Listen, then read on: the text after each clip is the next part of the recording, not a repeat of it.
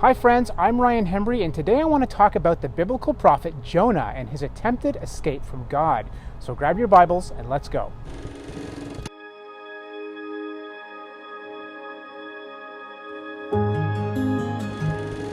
Okay, so the book of Jonah, while it's very short and to the point, is both action-packed and full of important life lessons.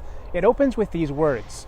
Now the word of the Lord came to Jonah the son of Amittai, saying, Arise, go to Nineveh, that great city, and cry out against it, for their wickedness has come up before me. But Jonah arose to flee to Tarshish from the presence of the Lord. He went down to Joppa and found a ship going to Tarshish. So he paid the fare and went down into it, to go with them to Tarshish from the presence of the Lord. So Jonah, for reasons he explains later, disobeys God's command by running away to Tarshish, which was in the completely opposite direction. He was running away from God.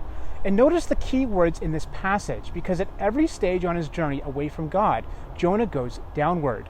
The literal Hebrew says that he went down to the port of Joppa.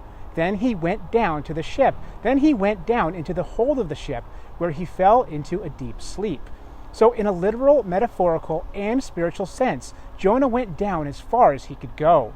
But he was about to be brought down even lower, because God sent a mighty storm that was so bad, Jonah ended up going overboard. And listen to the language Jonah uses to describe his descent into the deep. Out of the belly of Sheol I cried, and you heard my voice. For you cast me into the deep, into the heart of the seas, and the flood surrounded me. All your billows and your waves passed over me. The waters surrounded me, even to my soul. The deep closed around me. The weeds were wrapped around my head. I went down to the moorings of the mountains. The earth with its bars closed behind me forever. So Jonah went down, down, down until he couldn't go down any further.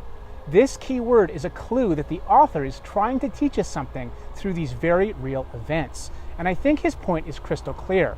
And it's this. The more we separate ourselves from God, the giver and sustainer of life, the closer we get to death, both physical and spiritual. Notice that as Jonah descends closer and closer to physical death, Jonah pictures himself, his soul, as being imprisoned in Sheol, the realm of the dead. But when Jonah turns his life back over to God, God reverses Jonah's descent. In Jonah's own words, I have been cast out of your sight, yet I will look again toward your holy temple. I went down to the moorings of the mountains. The earth with its bars closed behind me forever. Yet you have brought up my life from the pit, O Lord, my God. God rescued the repentant Jonah from death by way of a great fish. And just like Jonah, without God we too are dead in the water. But when we turn to him, he saves us from death and raises us up by way of Jesus Christ.